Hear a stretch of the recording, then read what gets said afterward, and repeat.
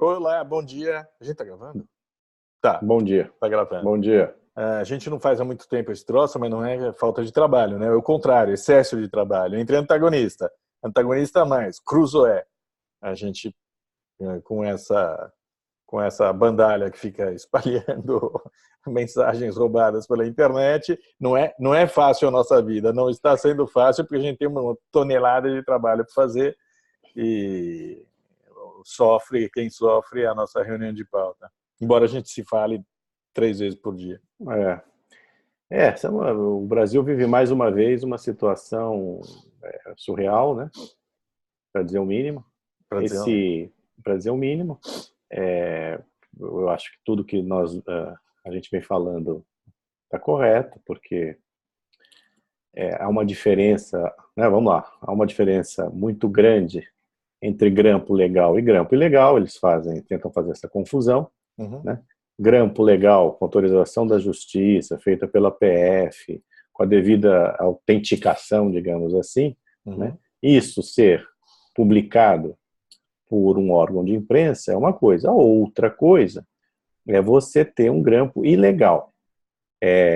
Um órgão de imprensa pode publicar coisas ilegais? Tem o direito de publicar coisas ilegais? Pode, mas há nuances, eu acho, né? Eu acho que eu tenho 35 anos de jornalismo, não é que eu seja dono da verdade, mas é que o tal do Greenwald vem tentando dar lição de jornalismo a jornalista brasileiro, né? Eu quero dizer o seguinte, tanto na Veja como em outros órgãos de imprensa, também no Antagonista, eu, pelo menos, nunca publiquei nada ilegal. Grampo, eu estou falando de grampo. Uma coisa é você ter um documento do governo sensível, certo? Sobre o qual o governo gostaria de manter sigilo, não importa a razão, e o jornalista obter aquilo em nome do interesse público e publicar. Certo? Isto é absolutamente legítimo. Você também publicar grampos legais é legítimo. Agora, grampo ilegal já entra num terreno que é muito, muito, muito sensível. Até porque você não tem a garantia de que o grampo ilegal não foi adulterado. Você não tem a garantia de que aquilo está na ordem correta. Claro. Né? Enfim, então tem uma série de coisas assim que não é uma decisão fácil. Eu, por exemplo, na Veja, tomei decisões de não publicar grampo ilegal. Eu nunca publiquei grampo ilegal. Não é que eu estou falando de hipótese, eu estou falando de realidade, estou falando de experiência. Eu nunca publiquei grampo ilegal. Nunca. Né? Agora, e há uma confusão sobre o papel do jornalismo e usam os pretextos mais absurdos, né? Eu vi a comparação com o caso Watergate, por exemplo. Como se ali houvesse mensagem roubada. Não tem. Quem roubou foi o Partido Republicano, que entrou no Partido Democrata, na sede do Partido Democrata, e roubou documentos. Depois disso, havia uma fonte identificada pelos repórteres, que era anônima nas reportagens, mas eles sabiam de quem se tratava, que tinha acesso às informações, porque era um diretor da FBI, e daí a gente, obviamente, tem que... eles não sabiam a identidade do cara, né? Eles sabiam que o sujeito estava lá dentro. Estava lá dentro, exato. Sabia do que estava falando e estava denunciando um roubo. Não é que ele estivesse roubando material, é o contrário. E houve investigação por parte dos repórteres. Né? Não é que eles chegaram com o Deep Throat, chegou com Garganta Profunda, chegou com o material pronto, entregou na mão, né? Teria sido muito fácil, né? Para ambos. Agora, então assim, não é a mesma coisa, não. Os Pentagon Papers, a mesma coisa. Eram documentos do governo americano, carimbadinhos, né? Do governo americano sobre a atuação dos Estados Unidos no Vietnã. Né? O mais estarrecedor... Então, assim, não é a mesma coisa, doutores. Não é. Não é. E o mais estarrecedor é que queiram usar esses documentos, essas mensagens roubadas para soltar criminosos e enterrar a Lava Jato. Esse é o aspecto mais inaceitável. Né? Se houvesse um crime cometido pela Lava Jato, que prendam todo mundo. Não há. Não há. Tudo que se ouviu até agora não tem nenhum tipo de ilegalidade. Você pode ter até uma certa proximidade, você pode falar o que quiser. Não existe ilegalidade. Se houvesse, põe todo mundo na cadeia, em vez de soltar todo mundo. Soltar todo mundo é inaceitável, porque isso daqui, essas condenações todas, em particular a do Lula, foi vista e revista não só por diferentes graus de juízo, mas foi... Tá na rua, né? A gente produziu 300 mil toneladas e publicou 300 mil toneladas de provas contra ele, sobre a organização criminosa que tomou conta da Petrobras. Essas coisas estão fora de qualquer tipo de dúvida e não há nenhuma mensagem que indique algum tipo de contaminação desse material probatório contra o PT, contra o Marcelo Odebrecht, contra as empreiteiras todas. Sabe, a gente conversou hoje sobre o fato de que o STF cancelou ou deixou de levar adiante, não aceitou denúncias que eram baseadas em arquivos entregues por delatores da Lava Jato, periciados pela PF, e o STF, muitas vezes, garantista, muitas vezes disse, não, isso daqui não é o suficiente para prosseguir com uma ação. Nós estamos falando de arquivos periciados e entregues pelos próprios criminosos, quer dizer, dos quais não havia nenhuma dúvida sobre a autenticidade.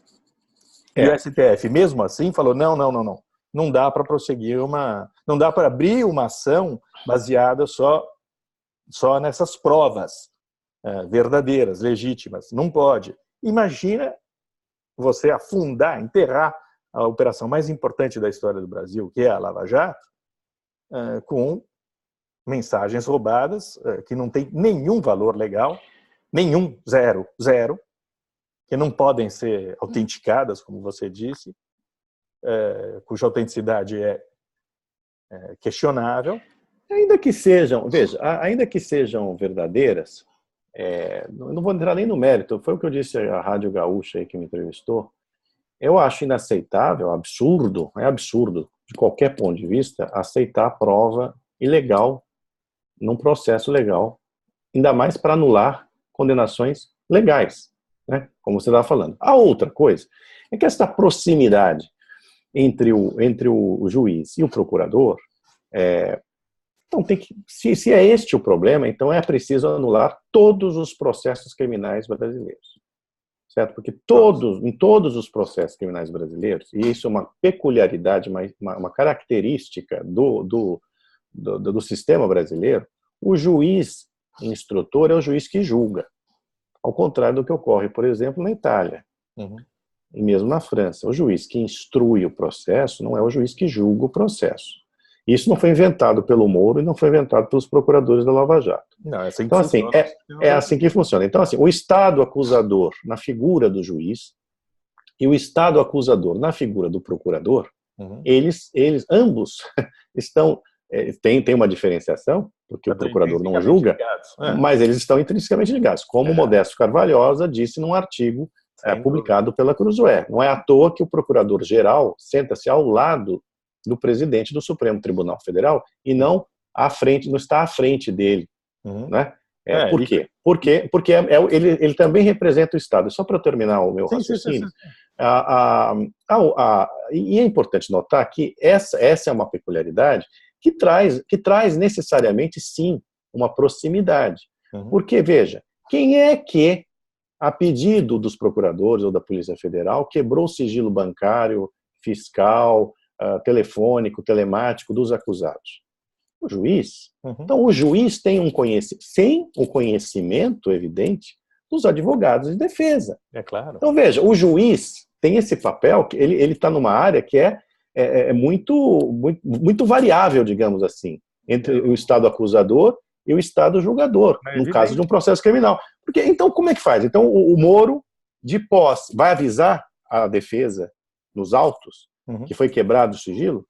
Vai dizer depois qual é o conteúdo do sigilo, antes do procurador usar a peça? Quer dizer, é absurdo você imaginar. Isso aqui não é casinha de Lego, entendeu? Não é cidadezinha de Lego. Não, as funções elas se entrecruzam, mas isso não é uma característica da Lava Jato. É qualquer processo criminal, ainda mais um processo do tamanho da Lava Jato. Não, reforçando isso que você acabou de dizer, eu hoje no podcast lá, Protagonista Mais, lembro uma coisa óbvia, mas que está sendo desconsiderada, é que quando essas mensagens foram trocadas, em março de 2016, a Lava Jato já tinha 2 anos. 2 anos do quê? 2 anos de autorizações dadas de quebra de sigilo, batidas policiais, prisões, condenações, homologações de delações premiadas, tudo isso feito pelo Moro. Quer dizer, ele já estava dentro do processo há 2 anos. Ele sabia do que se tratava. Não tinha caído do céu. Não é que ele pudesse fazer de conta que não sabia do que se tratava.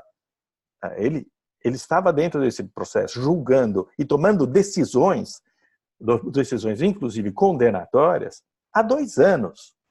Então, é uma fantasia supor que ele pudesse ter um isolamento completo desse caso, assim como dos outros, de todos os outros, porque ele estava inteirado. Não por uma, sim, mas não por uma distorção de jeito nenhum causada pelo Moro ou pelos procuradores. Porque o sistema brasileiro é assim. O sistema brasileiro funciona assim. Funciona assim. E por isso nós temos 4 graus de juízo, Pombas. Exatamente. Passa pelo juiz de 1º grau, passa pelos desembargadores do 2º grau, pelo STJ, passa pelo STF. Então, esses processos são intermináveis também por causa disso. Porque eles analisam exatamente essa possibilidade. Evidente que é uma série de recursos que não são digeríveis, né, nessa altura do campeonato, são absolutamente inconcebíveis, né? Sim. Mas é verdade. Mas essa aí não é uma extravagância. Não é uma extravagância. Não é que, sabe, não é que o caso. Não é que assim, aí começam agora a lançar suspeitas, né, sobre o Gebran, quer dizer, na verdade é a mesma coisa. Só que agora tem uma questão que é a seguinte, né, que eu gostaria de levantar.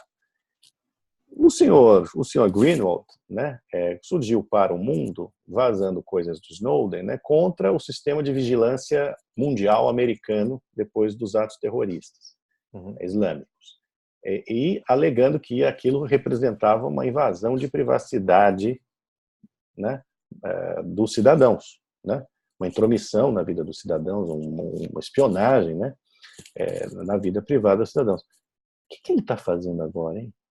Porque é o seguinte, não vem com essa. Porque assim, ali ele diz, não, a decisão é minha, ele se tornou o juiz, né? Eu é que decido, eu não vou publicar nada que seja privado, né? Ou que tenha... Peraí, mas quem que deu esse mandato a ele? Sim. Me conta, quem deu esse mandato a ele?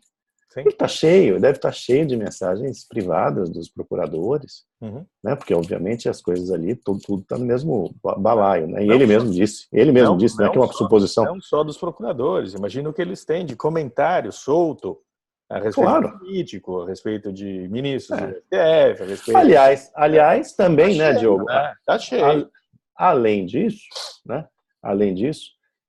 esse pessoal de Brasília que está querendo se aproveitar desse troço aí, dessa história, para anular a Lava Jato, você não sabe o que tem ali, porque pode ter documento que não veio a público, não foi entranhado em processo, nada disso, ou que não foi considerado válido, vai saber. Pode ter documentos ou comentários mais incisivos, né, sobre, por exemplo, ministros do Supremo, ou ministros do STJ, e daí o senhor, ou políticos. E daí o Dr. Glenn Greenwald vai decidir quem vai ser exposto publicamente e ou quem não vai. Pois é. Então, como é que é esse negócio? Ou solta tudo. Exatamente. Porque daí você começa a escolher os teus alvos. Não dá, né? É meio complicado, né? Não, e afora que você também, vamos dar o benefício da dúvida. O vazador, o hacker, né? Eles estão tentando agora dizer que não é hacker, né? Que é gente de dentro para tentar dar uma limpada na barra. Mas tudo leva a que seja um hacker. O hacker também pode ter selecionado. Ele selecionou. Esse aqui é o problema com este tipo de grampo, né? Esse grampo ilegal. não é, eles simulam a transparência que não sendo existe. transparentes. Exatamente, não tem nada transparente. Esse Você não sabe quem fez, com que intuito, se estão publicando tudo, quem pagou, se as mensagens são adulteradas, quem pagou, quais são os interesses. Quer dizer, o interesse a gente sabe, que é acabar com a Lava Jato. Lógico. Quem pagou, por exemplo? A imprensa, jornalismo sério, não compra reportagem. Não compra informação, mas a gente não pode também dizer que ele comprou. Não, eu não posso dizer que ele comprou. Não, o que eu posso dizer é que não compra reportagem por quê? Porque o autor da denúncia pode estar vendendo mentiras, porque ele está sendo estimulado pela recompensa pelo comprador, financeira para produzir um determinado tipo de material. Né? Como é que a gente vai saber que não houve um pagamento para alguém para obter esse material? Não estou falando do site, estou falando de alguém que foi lá dentro. A gente deu na Cruzoé. Só esse equipamento israelense que serve para fuçar celular de todo mundo custa $5 milhões. Quem forneceu esse dinheiro para eu acho que a gente não sabe. A gente não sabe, não é verdade. Existem suposições. Existem suposições. Mas é possível fazer qualquer especulação. Sem dúvida. Porque tudo não, como você falou, tudo em nome da transparência, na verdade, não tem nada transparente nessa história. E eu acho muito curioso também, vendo certos personagens nas redes sociais petistas, né? Em cima do Moro, em cima do Dallagnol, né? Fazendo uma festa e tal. É uma questão interessante, né? Será que, por exemplo, o desembargador Rogério Favretto, que deu aquele habeas corpus para o Lula quando era plantonista, né? Lá no TRF4, num domingo, será que ele espontaneamente daria o seu celular para ser periciado para ver se ele trocou mensagens com parlamentares petistas no dia? Que tipo de mensagem foi? Quer dizer, sabe, vamos parar com esse tipo de hipocrisia, né? Vamos parar com esse tipo de hipocrisia, né? Os ministros do Supremo mesmo, se fosse o ministro do Supremo, eu não toleraria uma história dessa, mas até porque não só eles podem ter sido hackeados também. Há alguma garantia de que não foram hackeados? Que a mesma pessoa que hackeou o Dallagnol não hackeou algum ministro do Supremo? E se eles forem poupados, se eles forem poupados pelos hackers, pelos vazadores, etc., vão ficar na mão dessa gente também. Né? Exato, não pode... Ele não sabe o que vai ser usado também. Exato. Fora das publicações. Exato. Sabe? Exato. Esse material está ali, está dando sopa, e alguém teve acesso a eles, a gente não sabe que uso vai ser feito. Exato. Para obter o quê? Exato. Em troca do quê? A gente não está falando de justiça. A gente não está falando de gente que está sob o escrutínio e sob o controle da sociedade, da justiça, da polícia, nada. Não, assim, eu não... São ladrões, são receptadores de ladrões. Eu acho que vai ser muito ruim se a justiça brasileira ceder à chantagem, porque é isso que está acontecendo neste momento, ainda mais com esse vazamento conta-gotas. Né? Muito provavelmente, quando o Moro for ao Senado, depois de amanhã, né, o site vai surgir com alguma coisa, ou antes, ou depois, né, ou durante. Né? Olha, então, assim, mostra um jogo que não é jornalismo. Exatamente. Isto não é jornalismo. Essa é a questão principal. Quer dizer, você pode cobrar o que quiser da Lava Jato, do Sérgio Moro, do Dallagnol. Agora, você não pode se basear nesse material roubado para soltar o Lula e soltar todos os outros criminosos e inocentar uma canalha que cometeu uma atrocidade com o país, né? Saqueou o país. Que se saiba, que todo mundo saiba, é claro, que se surgir algum diálogo realmente comprometedor, dizendo sobre forjou prova, escondeu prova, sei lá o quê, isso for verdadeiro, é óbvio que a gente também vai ficar horrorizado. Né? Mas assim, na boa... Prende todo mundo, mas não solta ninguém. Mas exato, prende todo mundo, mas não solta ninguém. Esse é o nosso lema. É isso. Bom, isso aí, né? Ô, professor, deu. Então tá bom, queridão. Abração. Abração. Tchau. Tchau.